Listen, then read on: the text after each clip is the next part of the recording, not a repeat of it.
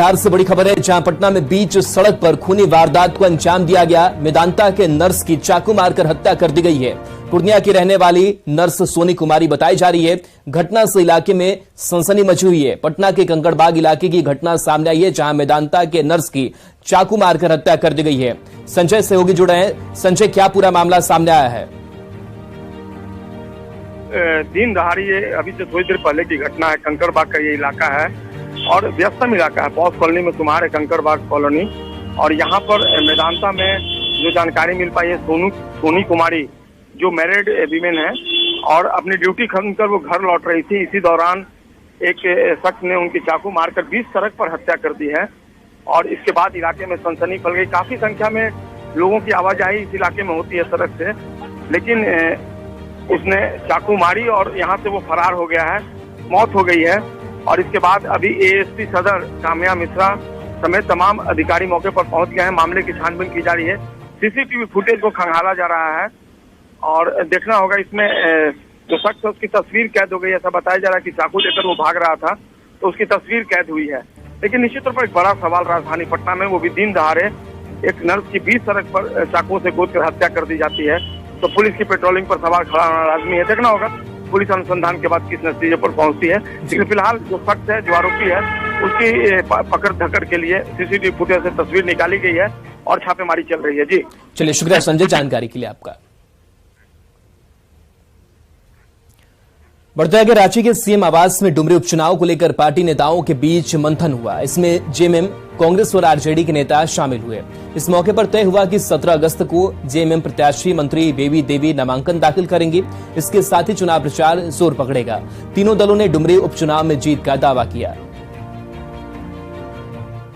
और मुझे लगता है कि डुमरी की जनता जो स्नेह और प्रेम उनके लिए दिखाए थे, माननीय हमारे हेमंत सोरेन जी के लिए दिखाए पहले, आगे भी वो दिखाएंगे और इंडिया जो है अलायंस मजबूती से वहां पे लड़ेगी। और महागठबंधन के साथियों की बैठक हुई। मुख्यमंत्री जी ने, कांग्रेस के विधायक दल के नेता ने, आरजेडी, लेफ्ट की जो पार्टीज हैं उनके लोगों ने इस बैठक में शिरकत की और पिछली बार से ज्यादा वोटों से ये चुनाव जीत करके हम लोग जगन्नाथ दा को श्रद्धांजलि देंगे, ऐसा तय हुआ है। जो भारतीय जनता पार्टी की लगातार कोशिश जारी है, उसके खिलाफ 5 सितंबर जो शिक्षक दिवस है, पूर्व शिक्षा मंत्री को लोग श्रद्धांजलि अर्पित करेंगे। और हमको लगता है कि इस बार का जो हमारी तैयारी है, क्योंकि गतिविधि हम लोगों ने शुरू कर दी है, वहाँ पर कैंपेन शुरू है और 17 तारीख को नॉमिनेशन है।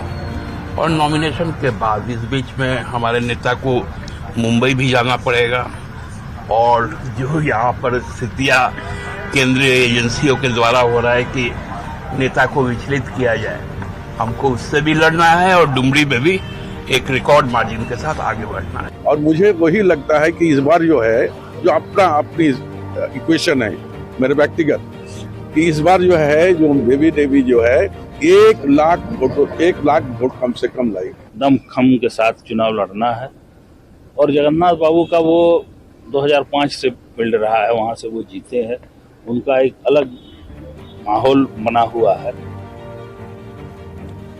सीएम को जारी ईडी के समन पर आए जेएमएम की प्रतिक्रिया पर बीजेपी ने जोरदार पलटवार किया है। रांची में बीजेपी नेता रामकुमार पाहन और बीजेपी महिला मोर्चा आरती कुजूर ने कहा कि जमीन घोटाले से जुड़े सवालों का जवाब देने के लिए ईडी ने सीएम को बुलाया है, तो सीएम ईडी के पास जाएं और सवालों का जवाब दें। जब उन्होंने कोई गलती नहीं की तो डर कैसा?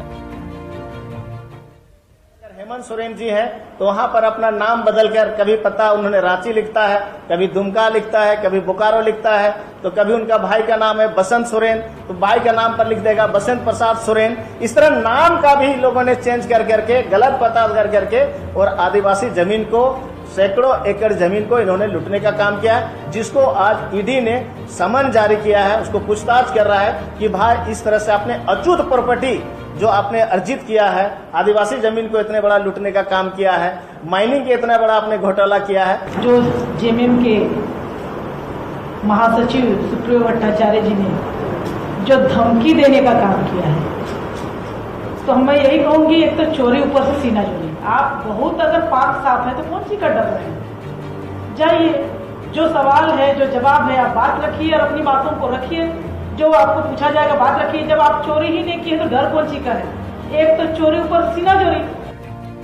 बारिश नहीं होने से गढ़वा जिला सुखाड़ की चपेट में है। पिछले साल जिले को सरकार की ओर से सूखाग्रस्त घोषित किया गया था, वहीं इस साल भी मानसून की बेरुखी से हालात भयावह दिख रहे हैं।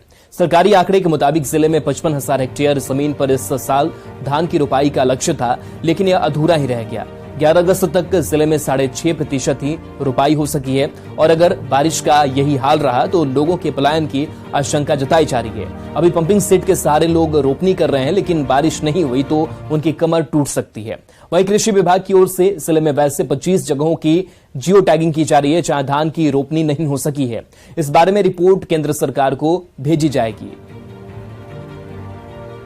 बारिश गिरिए नहीं रहा है, एकदम बिहान बाल भी सब सूख रहा है। ऐसे अब तनी मनी जिया रहा है, पटवन करके जिया रहा है। बिहान भी खेती बाड़ी कहीं अति कर रहा है तो अपना 1 कट्ठा है वो भी पटवन से। वो हम लोग चाह रहे हैं कि सुखाड़ का स्थिति बना है तो सुखाड़ सरकार द्वारा सुखाड़ घोषित हो, जी राहत कर चलाया जाए। क्या होना चाहिए क्षेत्र में?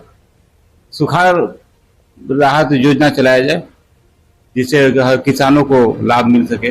गढ़वा में तो धान की स्थिति बहुत अच्छी नहीं है। बारिश कम होने की वजह से अभी तक जो हमारा आच्छादन है वो मात्र 6.5% के अप्रोक्सी है, जो कि बहुत अच्छा नहीं है। और कुछ दिन बारिश अभी हुई थी, अगस्त 1 से लेकर 4 तारीख तक बहुत अच्छी बारिश हुई थी। उसके बाद फिर बारिश बंद है। अभी जहां जहां बारिश है और निचली जमीन है, 2 एरिया है, वहां पे धान अभी लग रहा है और आच्छादन प्रत्येक दिन बढ़ रहा है।